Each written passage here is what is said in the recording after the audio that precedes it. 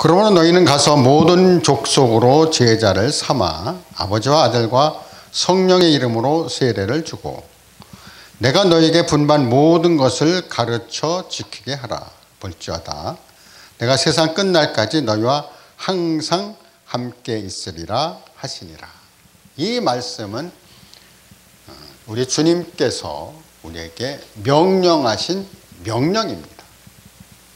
이 명령을 우리는 내 생이 끝나는 그날까지 지켜야 합니다. 주님이 명령하신 이 명령을 우리가 준행하지 않을 때 우리는 그의 상에 참여할 수 없다라는 것을 알 수 있습니다. 자, 말씀을 하나하나 좀 보겠습니다. 너희는 가서 모든 족속으로 제자를 삼아. 너희는 가서. 간다라는 이 부분에서 주님이 온 마을과 회당을 돌아다니면서 세 가지를 하셨습니다. 회당에서 가르치시고 천국 복음을 전파하시고 많은 사람을 고치셨습니다. 동일하게 우리도 그의 제자된 우리가 이 일을 준행을 해야 됩니다. 우리가 간다는 이 단어에 대해서 익숙하지 않은데 그건 선교사님들이 하는 일이야 이렇게 생각할 수 있습니다. 그렇지 않습니다. 우리는 예수 그리스도의 제자된 우리는 모두 가는 것에 마음을 써야 됩니다. 간다라는 것은 내가 내 교회를 이제 잘 치료하고 내 교회를 섬기는 이런 것도 중요하지만 내가 어디에 가서 어떻게 사역을 하는 것에 관해서는 또 다른 이라는 것을 볼 수 있습니다. 이렇게 우리의 마음이 간다라는 것에 열려 있을 때 우리는 해야 할 일이 많다라는 것을 볼 수 있습니다. 주님이 마태복음 사도행전 1장을 통하여 너에게 성령이 임하시면 너희가 권능을 받고 예루살렘과 온 유대와 사마리아와 땅끝까지 이르러 내 증인이 되라 하신 것은 모든 곳에 찾아가서 이런 일을 수행하라고 말씀하신 것을 볼 수 있습니다. 너희는 가서 모든 민족을 제자로 삼아 모든 족속을 제자로 삼아. 이 제자라는 단어에 우리가 또한 인식을 받을 필요가 있는데 마태복음 5장에서는 예수님께서 산에 올라가 앉으셨을 때에 그의 제자들이 나온지라 이렇게 되어 있습니다. 제자들이 나와서 그 산상수훈 천국 백성이 되는 이런 말씀을 제자들에게 공급을 했는데 이 제자가 우리가 포함된다라는 것을 우리는 볼 수 있습니다. 너희는 가서 모든 족속으로 모든 민족으로 제자를 삼는다고 할 때 우리는 예수 그리스도의 제자인 것입니다. 이렇게 제자를 삼는 우리 제자가 예수 그리스도의 제자를 다른 사람들도 동일하게 우리가 똑같은 제자로 될 수 있도록 그러한 기회를 부여해야 합니다. 이렇게 제자라는 이 단어에서 12제자가 이제 많은 경우에 그렇게 인식되기가 쉽습니다. 저 자신도 이러한 제자라는 단어에서 그들로 국한된 것이 아니라는 느낌을 받는 경우가 있는데 우리는 그의 제자라는 것을 항상 잊지 않아야 됩니다.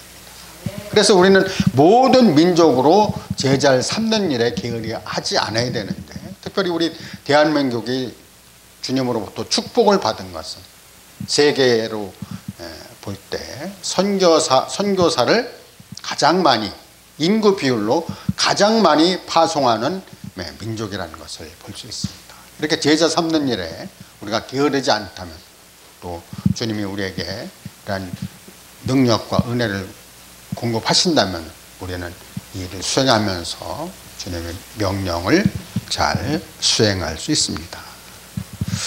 아버지와 아들과 성령의 이름으로 세례를 주고 세례라는 단어는 우리는 그렇게 좀 지금 하고 있는 이 일에 대해서 이 세례라는 것에 느낌이 좀 없을 수가 있습니다. 어떤 부분에서는 형식적인 것도 될 수 있고 세례식이라는 이런 부분에서 우리는 강하게 오는 것이 없습니다.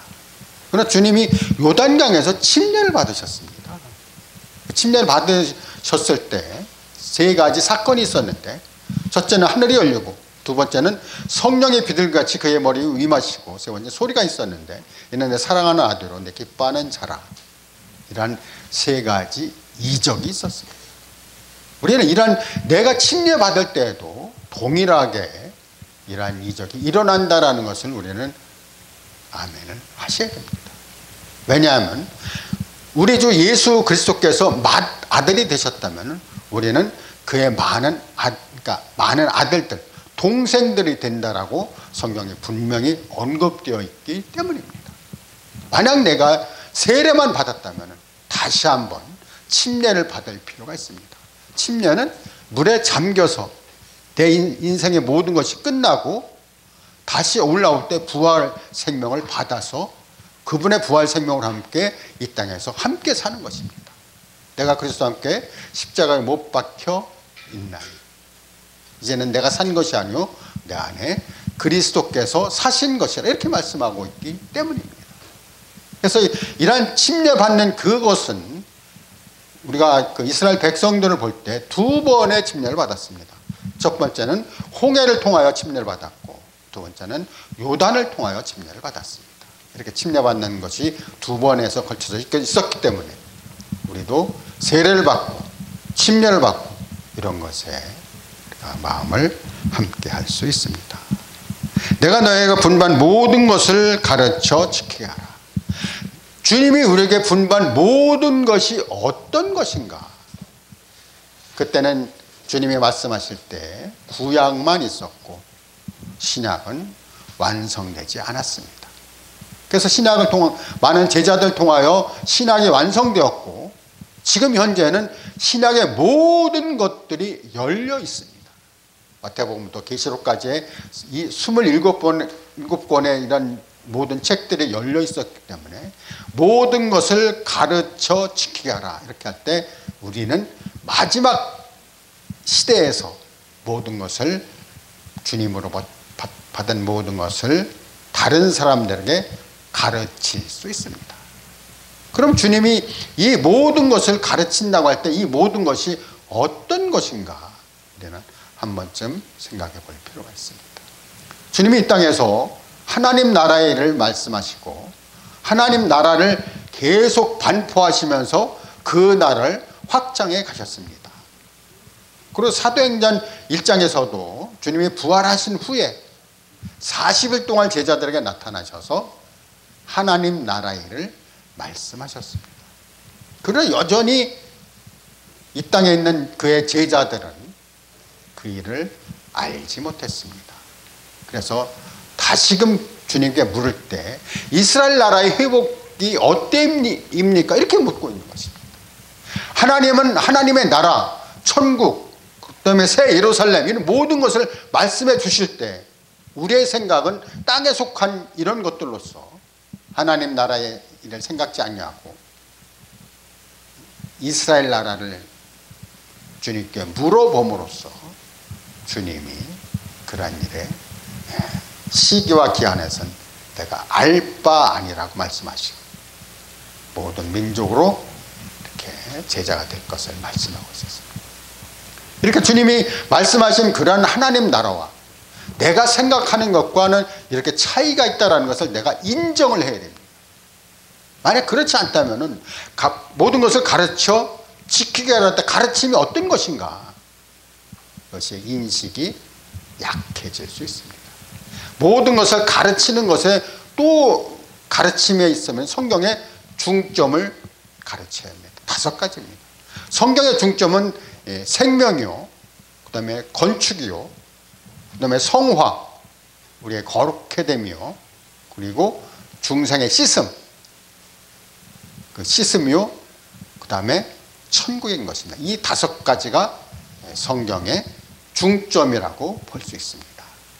생명은 우리 생명에 관해서 우리는 이렇게 말씀드릴 수가 있는데 우리 하나님의 생명이시고 또 예수 그리스도께서 생명이시고 성령이 생명입니다. 그러나 우리가 많은 것들을 할 때 생명이라고 착각하는 많은 부분들이 있는데 이것은 생명이 아니라는 것을 분명히 말씀드립니다. 헌신, 내가 헌신한 이런 부분들은 생명이 아닙니다. 내가 알고 있는 하나님에 관한 모든 지식은 그것은 생명이 아닙니다. 내가 하고 있는 모든 은사들, 병 고치는 은사라든가 방언이나 통역이나 아니면 많은 이러한 은사들조차도 생명이 아닙니다. 더군다나 사람의 인간 생명, 그것은 생명이 아니고 썩어져 없어질 것이기 때문에, 그리고 이 생명이 아닌 많은 부분들에 우리는 붙잡지 않기를 배워야 됩니다. 그래서 우리는 생명 안에서 자라는 이런 부분들에서 우리의 마음이 쓰여져야 되는데, 나는 심었고 아볼로는 물을 줬을 때 하나님은 자라나게 하셨다라고 고린도전서 3장에서 분명히 언급되어 있기 때문입니다. 나의 생명이 얼마나 자라고 있는가, 나의 생명이 그리스도의 장성한 분량에까지 성숙되어 있는가는 다시 한번 내가 봐야 될 부분이라는 것입니다. 나의 생명이 자라지 않았기 때문에 교회 생활을 20년, 30년, 40년 이렇게 많은 세월을 보냈음에도 불구하고 여전히 주님의 이런 합당한 일에 마음이 없다라는 것을 우리는 많은 성도님들을 통하여 볼 수 있습니다. 그 안에서 많은 문제가 일어날 때 그런 문제들은 바로 생명의 성장이 없기 때문에 그것을 기인한다라는 것을 볼 수 있습니다. 두 번째로 볼 수 있는 것은 건축이라는 것인데, 건축은 생명을 필요로 합니다. 그리고 생명의 결과가 바로 건축인 것입니다. 건축이라는 부분에서 우리는 에베소서 2장에서 한번 찾아볼 수 있는데, 한번 가보겠습니다. 에베소서 2장 마지막 절로 한번 가보겠습니다.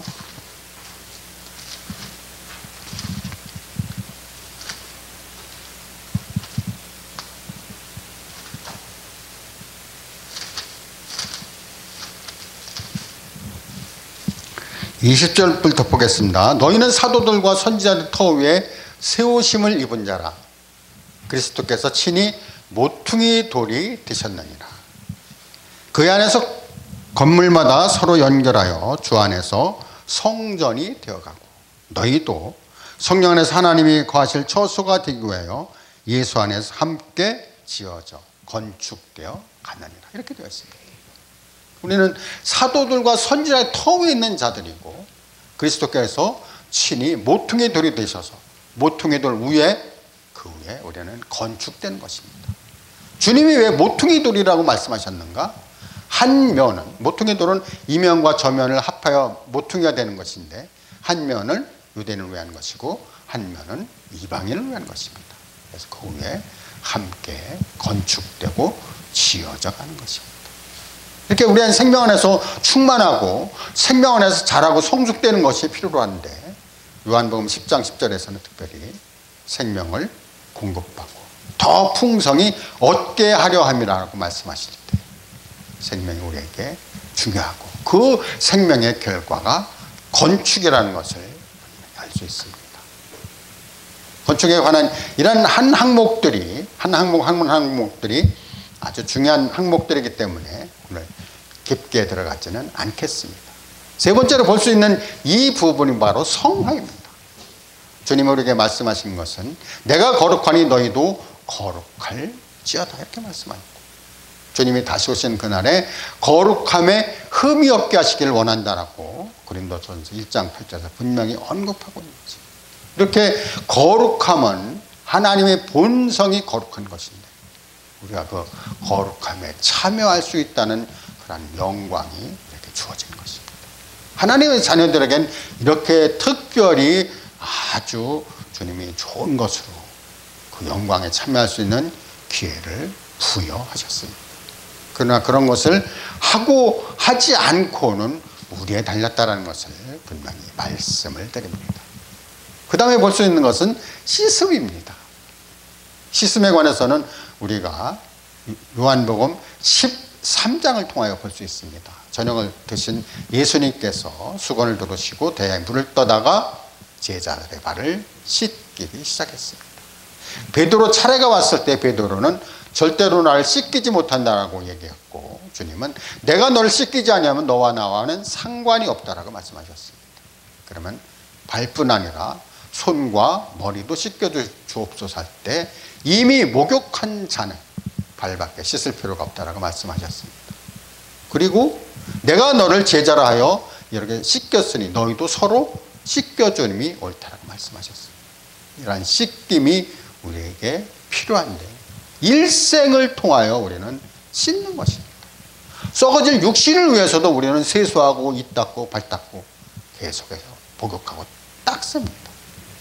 그러면 우리의 영과 혼을 위해서 우리는 얼마만큼의 씻음이 필요한가는, 매일매일 생활에 씻음이 필요한가는 두말할 것이 없겠습니다.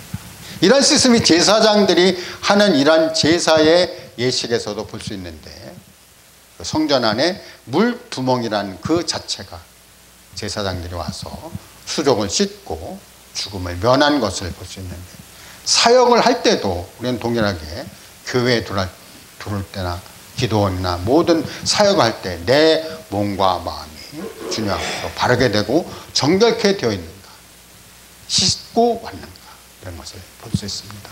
에베소서 5장에서는 특별히 씻음에 관해서 말씀 안에 물로 씻어 깨끗하고 흠이 없고 거룩하게 하신다라고 말씀합니다. 우리의 생활에서의 매일의 씻음이 이렇게 너무나 중요한 것입니다. 이러한 중요한 씻음의 행위는 우리가 기도를 한다든가 찬송을 한다든가 말씀을 본다든가 아니면 사역을 한다든가 다른 사람 목양한다든가 많은 부분에서 씻음이 제공될 수 있고 그렇게 함께 할 수 있다라는 것을 볼 수 있습니다. 마지막으로 볼 수 있는 것은 천국입니다. 하나님 나라입니다. 성경에서 이렇게 해석된 이런 부분에서 천국이라고 쓰지 않고 또 하나님 나라라고 쓰고 왕국이라고 또 쓰지 않는 부분이 있는데, 킹덤 오브 더 갓, 이것은 하나님의 왕국입니다. 왕국.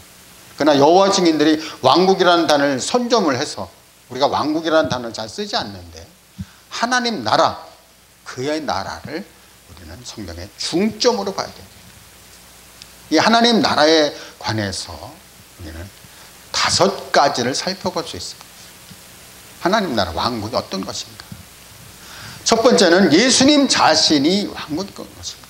회개하라 천국이 가까이 왔다라 할 때 예수님이 세상 끝날까지 항상 너희와 함께 하시는, 우리가 주님이 우리 안에 계셔서 천국에 실제로 우리고 살게 하시고 교회 생활에 천국의 미리 맛봄이라는 것을 알 수 있습니다.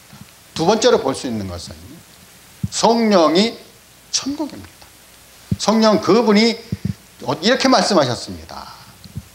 이 성전을 홀라 내가 사흘 만에 일으키리라. 자기 몸된 그 성전이 몸된 자기 육체가, 주님의 육체가 성전이라는 것을 볼 수 있는데, 우리는 주님이 성전 안에 계시지만 우리 안에 계셔서 그분이 우리가 경배하는 그 성전이 주님의 임재가 계신 곳이고 또한 우리 육체가 주님의 임재가 있는 것을 볼 수 있습니다. 그래서 성령이 우리 안에 함께 계심으로 세상 끝날까지 주님과 함께 하는 것을 볼 수 있는데, 그것이 바로 성령이 천국이라는 것을 볼 수 있습니다.